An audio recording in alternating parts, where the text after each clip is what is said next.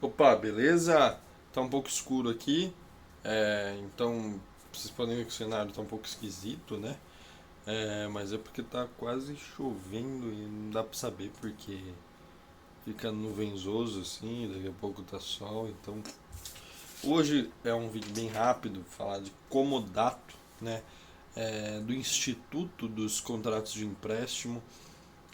Nós temos o comodato e o mútuo. E primeiro vamos falar de comodato, depois eu faço um vídeo só para o mútuo, porque ele é mais complicado. O comodato, o conceito dele não é nem necessariamente elaborar. Basta ler o artigo 579, que ali o conceito dele está bem explícito. O comodato é o empréstimo gratuito de coisas não fungíveis e perfaz com a tradição do objeto. É, no contrato de comodato nós temos duas pessoas, que são o comodante e o comodatário. O comodante é aquele que empresta a coisa, aquele que tira dele e empresta, e ele possui a posse indireta da coisa, uma vez que ela vai estar distante dele. Já o comodatário é aquele que recebe a coisa emprestada, é aquele para quem a coisa é emprestada e possui posse direta, porque está próximo ali do objeto do comodato. As características do contrato de comodato, do artigo 579, nós já extraímos duas características importantíssimas. Ele é um empréstimo gratuito, né? E como ele perfaz com a tradição do objeto, ele é real. Então, as primeiras características que, na minha opinião, são mais importantes aduzidas do artigo 579 é que ele é um contrato real e gratuito. Mas além disso, ele é unilateral, porque não implica obrigação recíproca, contra prestações, né, recíprocas. Ele é um contrato não solene, nós não precisamos fazer escritura com registro da matrícula, nada disso. Comutativo, pois os efeitos são certos, é, e temporário, né?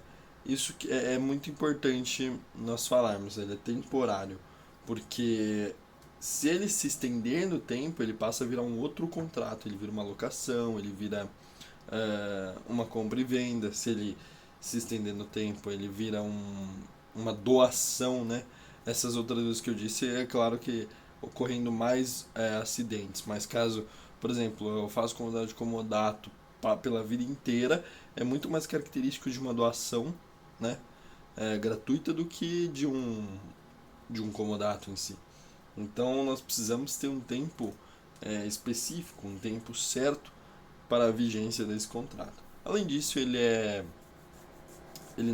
gente não pode falar que ele é consensual, porque justamente ele no caput, né, do artigo 579, ele deixa bem explícito que ele perfaz com a tradição do objeto. Então, ele só pode ser confirmado mediante a troca do objeto, fornecimento do objeto do comodato. Existem limitações aí no artigo 580, ou seja, não se pode dar um bem comodato quando você é tutor, curador, administrador de bem alheio. A gente não pode fazer contrato de comodato sem autorização especial quanto a esses bens confiados à sua guarda. E é mais ou menos isso que diz no artigo, não tem muito segredo, o contrato de comodato ele é bem básico.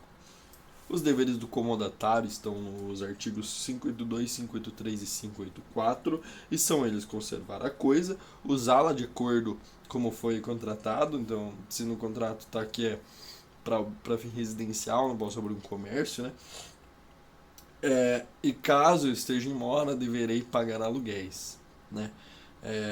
Ou seja, se eu estou em mora de entregar o objeto, o contrato já teve seus efeitos, o comodante pode me cobrar aluguéis porque eu estou em mora, né? O artigo 583 também traz alguns deveres do comodatário, né? Caso haja algum risco, alguma complicação no objeto, deve-se salvar primeiro o objeto do comodato e depois os objetos pessoais do comodatário.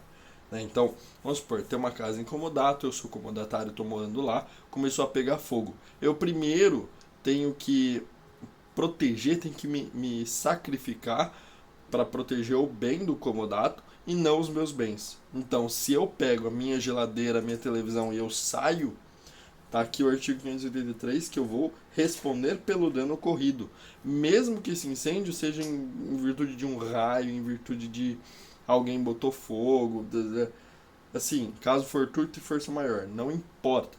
Se você não protegeu o bem do comodato, você vai responder. Então, se correndo risco o objeto, juntamente com os outros do comodatário, os seus pessoais, antepuser este a salvação dos seus, ou seja, tentar salvar os próprios ao invés do objeto do comodante, responderá pelo dano ocorrido, ainda que se possa atribuir a caso fortuito ou força maior. Por último, o artigo 584 diz que o comodatário jamais poderá recobrar do comodante despesas feitas com uso e gozo da coisa emprestada. Então, se eu tive que consertar um cano na casa que é comodata, se eu tive despender algum tipo de valor para conservar, para usar, para manter a coisa objeto de comodato, não poderei cobrar isso do comodante. Justamente porque se é um vínculo gratuito, não há que se falar em cobranças, em contraprestações onerosas. E aí a extinção do comodato ela é dada de diversas maneiras. A primeira por decurso de prazo. Então, se nós estabelecemos um prazo específico para vigência do comodato, esse prazo vence. A primeira forma de extinção. Ocorrência da finalidade do objeto. Então, se eu alugo não, se eu faço contrato de comodato com determinada pessoa para que ela armazene veículos até que se vendam todos, e todos os veículos se vendem, atingir a finalidade do objeto, o comodato já não tem mais razão de existir. Ele também é resolvido, pela morte do comodatário, caso se trate de uso personalíssimo do objeto. Então, se o comodatário, só ele poderia usufruir do bem e ele morrer, então não faz sentido nós mantermos o comodatário. É o mesmo exemplo da Ivete, que eu sempre dou o exemplo da Ivete. Então aluguei não, é ruim falar, Fiz o contrato de comodato com a Ivete para que ela fique na minha casa enquanto houverem os shows na minha cidade. Ivete morreu, não tem mais por que eu manter esse comodato. Então, o contrato de comodato ele é bem simples, bem prático e fácil. Espero que tenha ajudado.